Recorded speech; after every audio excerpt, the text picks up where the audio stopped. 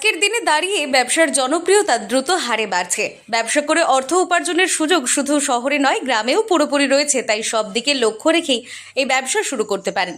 খুব কম বিনিয়োগে এই প্রতি মাসে প্রায় লাখ টাকা উপার্জন করা যাবে।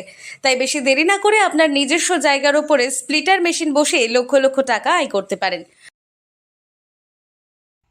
আগে কাঠ থেকে বাদাম কেটে সব আসবাবপত্র সব নানা রকমের জিনিস তৈরি হতো, কিন্তু এখন কাঠের এই মেশিনের সাহায্যে কয়েক লাখ টাকা দিয়ে মেশিন কিনে মেশিন থেকে পাতা তুলে তার থেকে প্লাই তৈরি করে তার থেকে সব ফার্নিচার তৈরি হয়ে যাচ্ছে।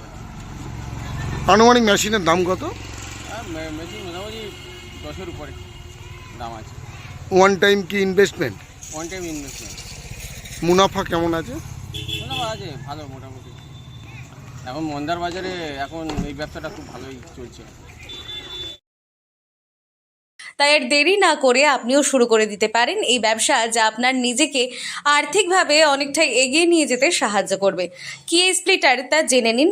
কাঠের বিকল্প হিসেবে এখন প্রত্যেকটা ঘরে প্লাইবোর্ডের আসবাবপত্র দেখা মেলে, কারণ কাঠের তুলনায় প্লাইবোর্ডে বিভিন্ন ধরনের ঘরের ফার্নিচার বানাতে অনেকটাই কম খরচে তৈরি করা সম্ভব। বিভিন্ন ধরনের খাট, ওয়ার্ড্রব, ডাইনিং টেবিল আরও বিভিন্ন ধরনের ঘর সাজানোর আসবাবপত্র তৈরি করা হয়। এই কাঠ দিয়ে বিভিন্ন রকমের প্লাই, দরজা বিভিন্ন রকমের ডিজাইন তৈরি হয়। ডিজাইনও আপনারাও দেখতে পাবেন।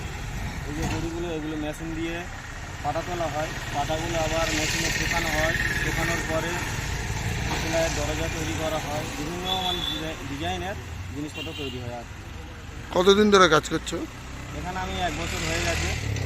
আরও অনেকেরই কাজ করছে এখানে। কি কি কাঠের মোটামুটি পাতা তোলা হয়? কদম আছে, লম্বু আছে, আর আছে আম আছে, সিরিজ আছে, আর বিভিন্ন রকমের কাঠ আছে।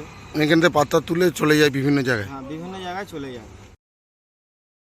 প্লাইবোর্ডের আসবাবপত্রের সবই কাঠের তৈরি আসবাবপত্রের মতোই। টেকসই বিবেচনায় কাঠের আসবাবপত্রের চেয়ে কোনো অংশেই কম নয়। তবে দামি দামি কাঠের চেয়ে খরচ প্রায় অর্ধেক।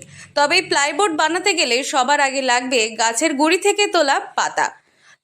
কিভাবে তৈরি হয়? বিভিন্ন ধরনের গাছের গুঁড়ি স্প্লিটার মেশিনের দ্বারা পাতা তোলা হয়। এরপর মসৃণ হওয়ার পর ফালিগুলি শুকনো হয়, আর সেইগুলি গাড়ি করে বিভিন্ন প্লাই কারখানাগুলিতে পাইকারি হিসেবে বিক্রি করা হয়।